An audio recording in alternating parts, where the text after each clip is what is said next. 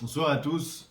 Dans la paracha de cette semaine, la Torah va nous raconter, parachat Shmot, la Torah va nous raconter comment l'exil d'Égypte était un exil qui était très difficile, que les hommes travaillaient très durement.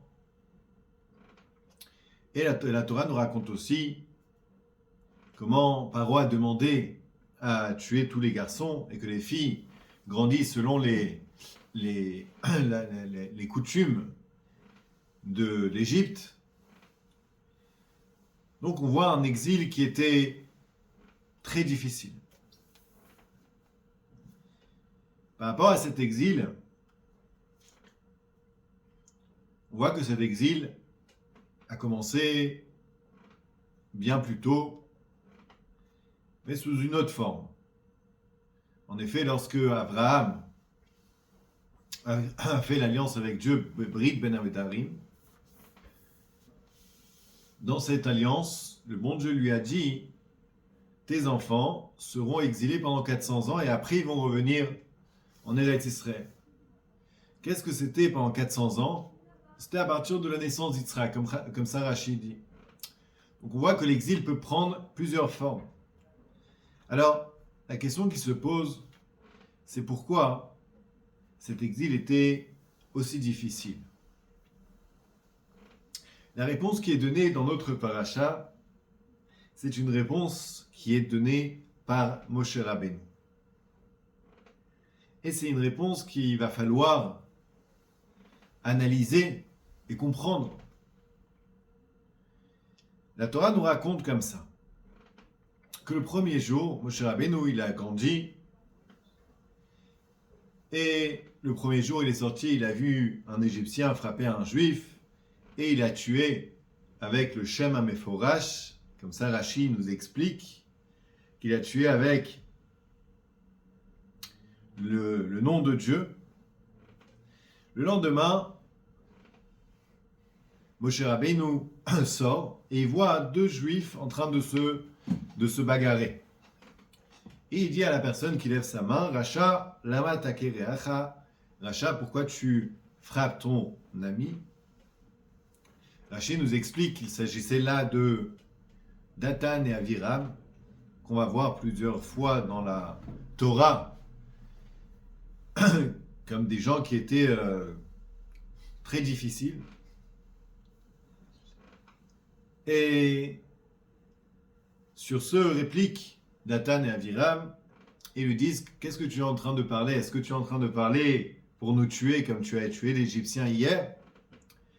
Et là, sur ce, Moshe réplique et dit, la Torah nous dit, Vaïra Vayomar, Moshe a eu peur et il a dit, Achen Noda Adavar, comme ça la chose est sue. Qu'est-ce que ça veut dire? De quoi Moshe Rabbeinu a eu peur? Si on va voir le Rashi, Rashi nous dit,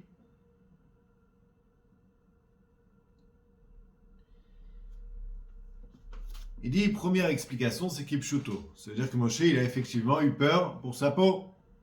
Parce qu'il a eu peur que ça vienne aux oreilles de Paro, ce qu'il avait fait, et que Paro veuille le tuer. C'est ce qui s'est effectivement passé par la suite. Et Moshe Rabbeinu, miraculeusement, il a pu se sauver.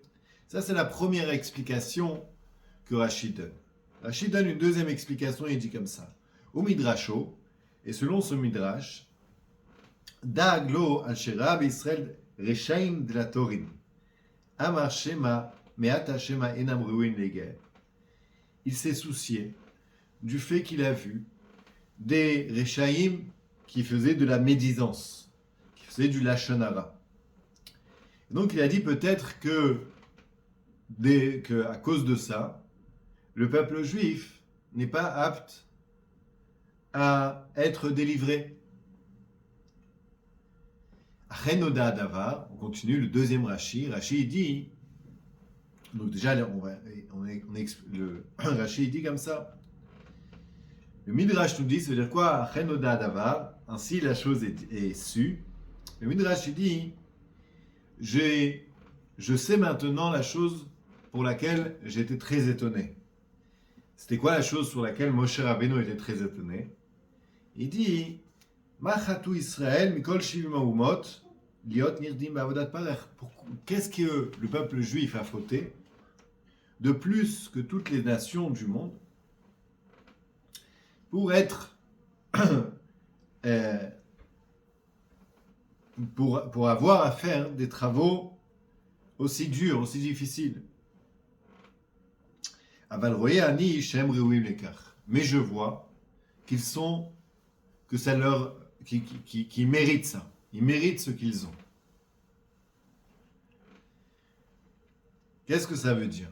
Rashi, dans le premier Rashi, Rashi nous explique que la peur de Moshe, la crainte de Moshe, c'est que peut-être qu'à cause du Lachon Hara que le peuple juif est en train de dire, eh ben, ils seront pas aptes à sortir d'Égypte.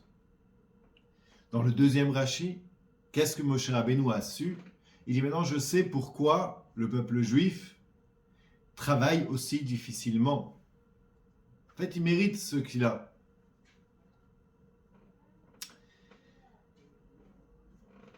Ça, c'est la raison que Moshe Rabbeinu donne sur toute la souffrance que le peuple juif va endurer en Égypte.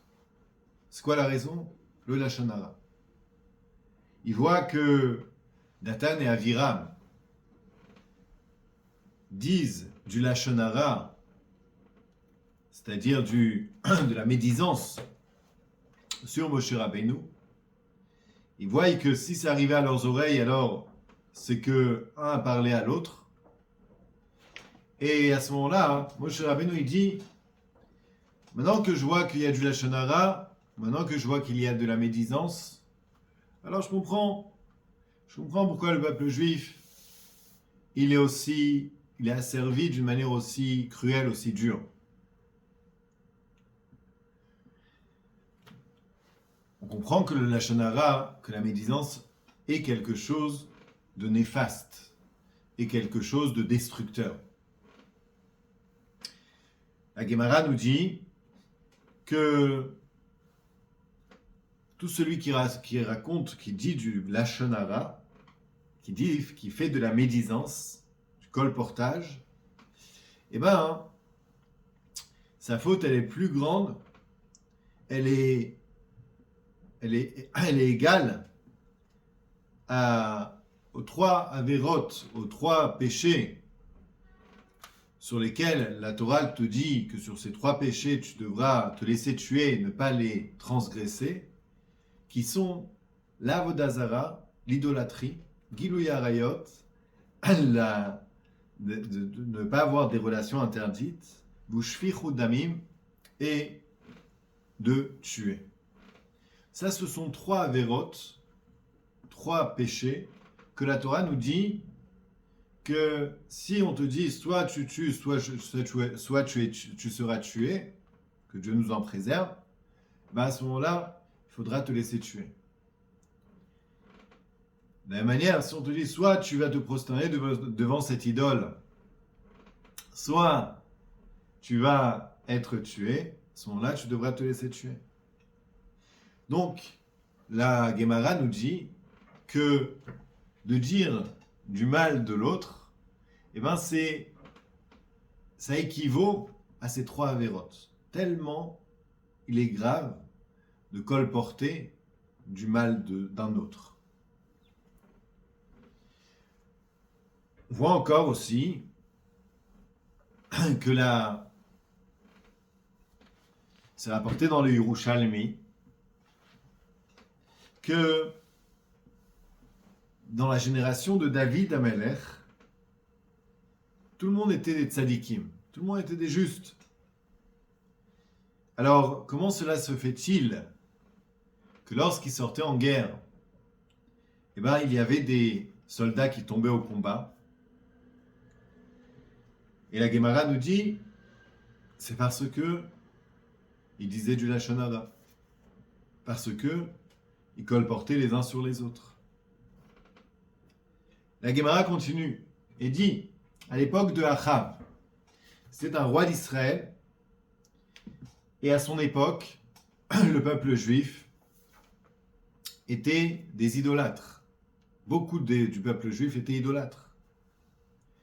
Et malgré tout, lorsque Achav sortait en guerre, il n'y avait pas de soldats qui... On ne perdait pas de soldats, il n'y avait pas de soldats qui mouraient. La raison, la Gemara nous dit, c'est parce que il n'y avait pas de colportage, il n'y avait pas de lashon hara qui était dit dans cette génération. Donc on voit que le lashon hara, le colportage, c'est quelque chose de très grave. Mais est-ce que on peut dire que toute la souffrance que nos ancêtres en ont duré en Égypte était uniquement due au lashon hara? De plus, nos sages nous disent que en Égypte, le peuple juif était Ovdei Avodah Zara, ils faisaient de l'idolâtrie. Ils étaient idolâtres. À un tel point que lors de la sortie d'Égypte, alors les anges ont dit à Dieu, mais eux ils font de l'idolâtrie, eux ils font l'idolâtrie. Donc, cela renforce notre question. Est-ce que tout tourne autour du lashon hara? Il y avait d'autres fautes. Peut-être que ces autres fautes étaient aussi une cause à l'esclavage du peuple juif. Alors, comment ça se fait que Moshe Rabbeinu, il dit avec quasi certitude, parce que Rashi nous dit, il dit Shema enam ruin legay, peut-être qu'ils ne sont pas aptes à être délivrés parce que ils font de la médisance, parce qu'ils font du lashon hara. Malgré toute le mal qui se trouve dans le lashon hara, il n'y a pas d'autres fautes qui sont aussi graves, voire plus graves que le lashon hara. Peut-être que l'idolâtrie, c'était la raison. Pourquoi Moshe Rabbeinu il dit que ce n'était pas l'idolâtrie? C'était la médisance.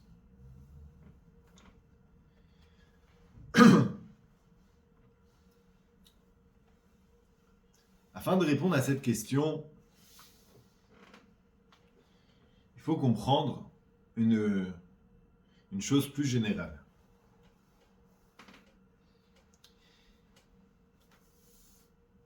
L'exil d'Égypte a servi à quoi? Quel était le but pour lequel le bon Dieu a dit que le peuple juif, a dit à Abraham déjà, que le peuple juif allait être asservi pendant 400 ans, finalement pendant 210 ans en Égypte? Le Maïmonide nous explique que le peuple juif est devenu peuple, il est devenu à Amanifrar, le peuple choisi par Dieu, qu'après avoir traversé l'Égypte. Parce que lorsqu'ils sont arrivés sur le mont Sinaï, ils ont accepté la Torah, qu'à ce moment-là, ils ont été choisis à ce moment-là par Dieu. Avant cela, on n'appelait pas ça un peuple, mais on appelait ça ce qu'on appelle une Ouma. C'est quoi une Ouma? Ça veut dire en fait, c'était une collectivité qui était d'accord sur un point, le monothéisme, et que ça, c'est un point qui était en commun pour tous. Donc c'est pour ça que ils étaient ensemble. C'était une famille, la famille d'Abraham, de Yitzhak et de Yaakov, mais ce n'était pas un peuple. Pour qu'ils deviennent le peuple juif, pour que nous devenions le peuple juif, il fallait traverser l'exil de l'Égypte. Et à la suite de cet exil, Akadosh Baruch Hu va choisir le peuple juif de toutes les autres nations.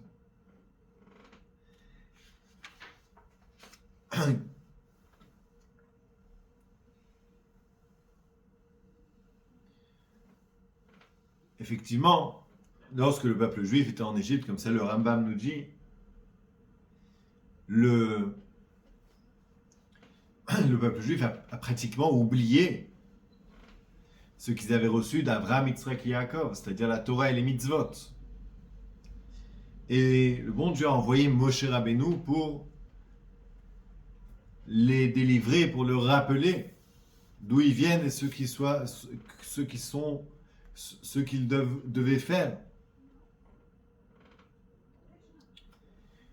Donc, en résumé,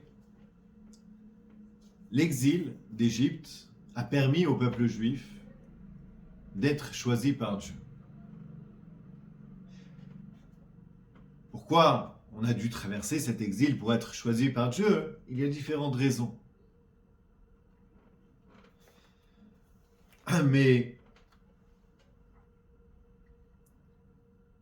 le point qu'il faut retenir, c'est que l'exil, ça a fait de nous le peuple juif. L'exil d'Égypte a fait de nous le peuple juif.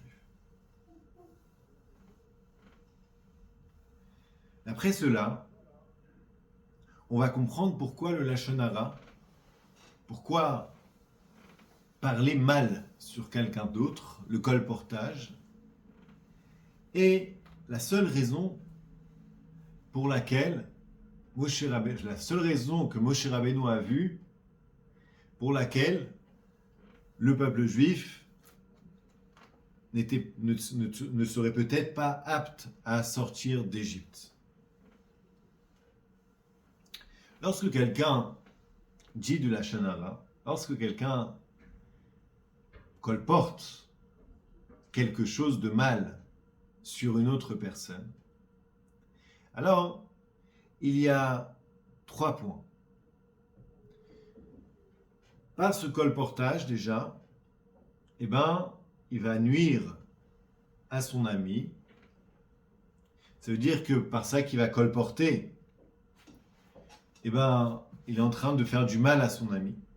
Ça, c'est un point que tout le monde comprend. Si je dis à telle personne, il a fait ça et ça, alors les gens vont le regarder différemment. Le deuxième point,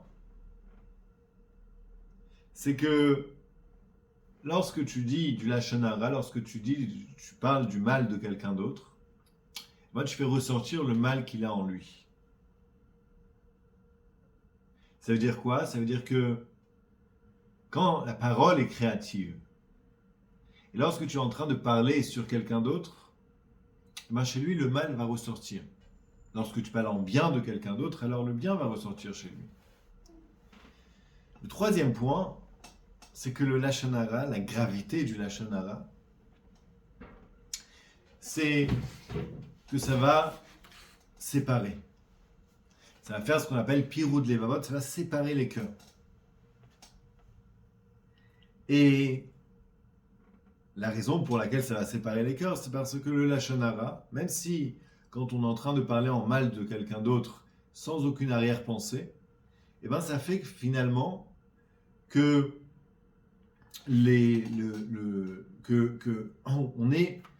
on sépare les gens les uns des autres. Et donc, ça, ce sont les 3 points pour lesquels le Lachon Hara est quelque chose de très mauvais. Quelque chose de néfaste. Premier point, c'est parce que ça va causer du dommage à mon ami. Deuxième point, c'est parce que ça va relever le mal qui est chez lui. Et troisième point, c'est que ça va séparer les gens les uns des autres. Si je dis à quelqu'un, telle personne, elle a fait ça, ou tel restaurant, il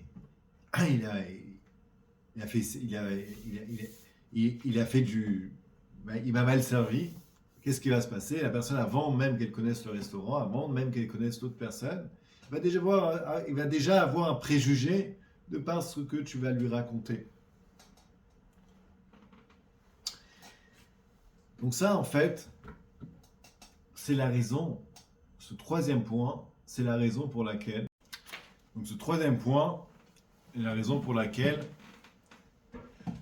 le Moshe Rabbeinu a vu que le peuple juif n'était pas apte à sortir d'Égypte. Moshe Rabbeinu a vu que le peuple juif ne pouvait pas devenir un peuple parce que il y avait de la médisance, il y avait du mal qui était dit les uns envers les autres. Pourquoi c'est la raison? Parce que le bon Dieu, comme on a dit, il a voulu choisir le peuple juif après la sortie d'Égypte. Et ce choix que le bon Dieu va faire sur le peuple juif est un choix qui finalement doit être sur un peuple qui est lié, qui est uni. Mais si ce peuple n'est pas uni, alors à ce moment-là, il n'est pas apte à devenir le peuple d'Akadosh Baruch. C'est écrit que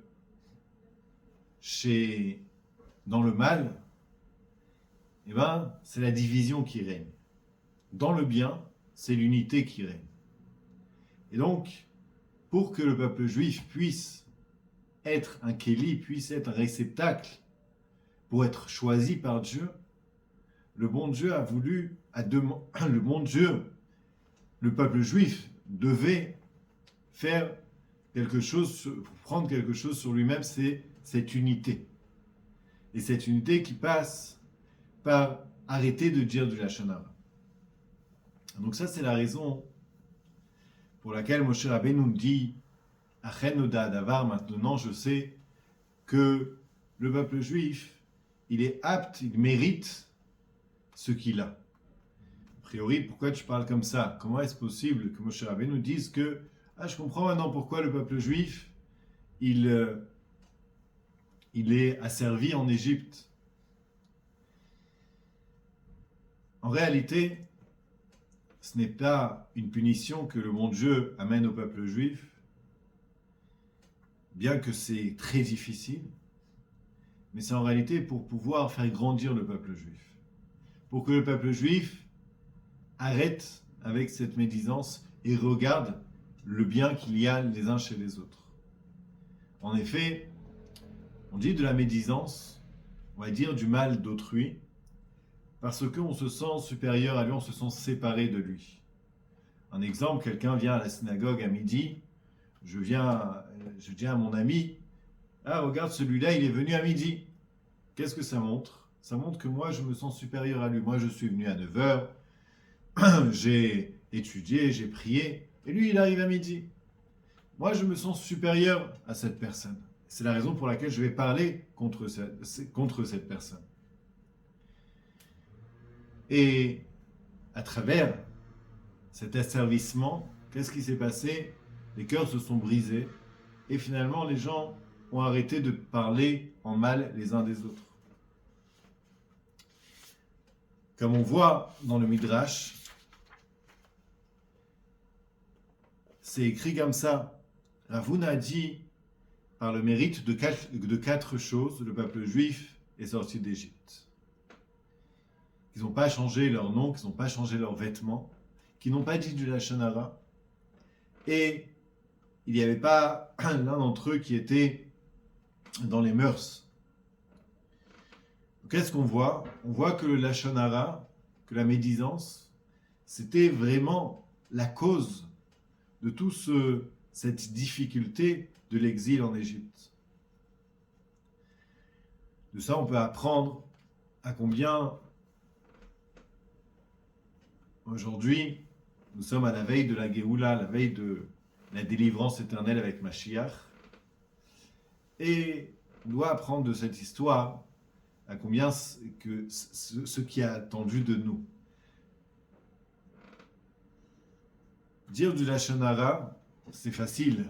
Faire de la médisance, parler sur quelqu'un d'autre en mal, c'est facile. Mais ce qui se passe quand on parle en mal de quelqu'un d'autre, c'est que ce mal ressort chez lui. C'est qu'on va diviser le peuple juif. Au lieu de l'unir, on va le diviser.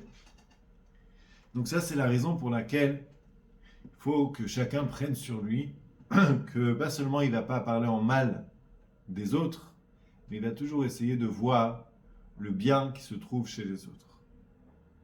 Et que la Kadosh Baruch Hu fasse que par cette unité, que l'on a et que l'on va avoir. On va arriver très prochainement à la venue du Mashiach Tzidkeinu, Bekarov Mamash, Shabbat Shalom.